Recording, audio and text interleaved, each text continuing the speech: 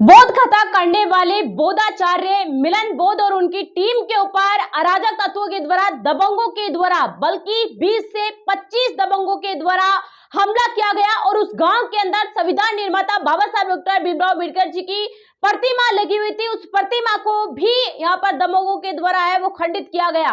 मामला सामने निकल कर आया उत्तर प्रदेश के कानपुर से, जहां पर मिलन बौद्ध अपनी टीम के साथ बौद्ध कथा है वो करने पहुंचे थे।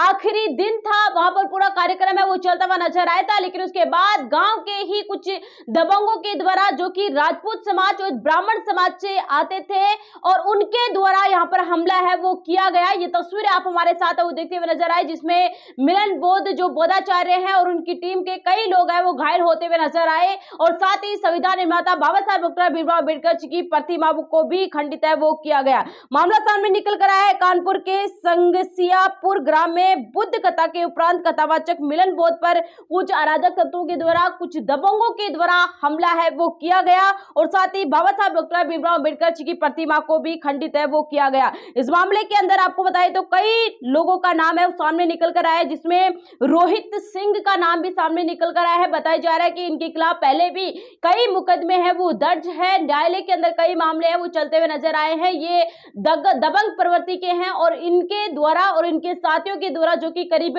25 से 30 लोग थे, उनके द्वारा मिलन बौद्ध और उनकी टीम के ऊपर हमला है वो किया गया। साथ ही संविधान निर्माता बाबा साहब डॉक्टर भीमराव अम्बेडकर जी की प्रतिमा को भी खंडित किया गया। आप देख रहे हैं आज भी ऊंची जाति के लोगों को ये गवारा नहीं होता कि बौद्ध समाज या दलित समाज के जो लोग हैं वो इस प्रकार से बौद्ध कथा करवाए या फिर बाबा साहब डॉक्टर भीमराव अम्बेडकर जी के सम्मान के अंदर प्रतिमा लगवाए, और यही गवारा नहीं हुआ। इसी वजह से उन्होंने इतना बड़ा हमला किया और बाबा साहब की प्रतिमा को भी खंडित किया। इस मामले के अंदर प्रशासन का ये कहना है कि जल्द से जल्द कार्रवाई है वो की जाएगी, सभी अपराधियों को गिरफ्तार किया जाएगा। इस मामले के अंदर जो मामला है वो पंजीकृत कर लिया गया है, आगे की वैधानिक कार्रवाई है वो जारी है।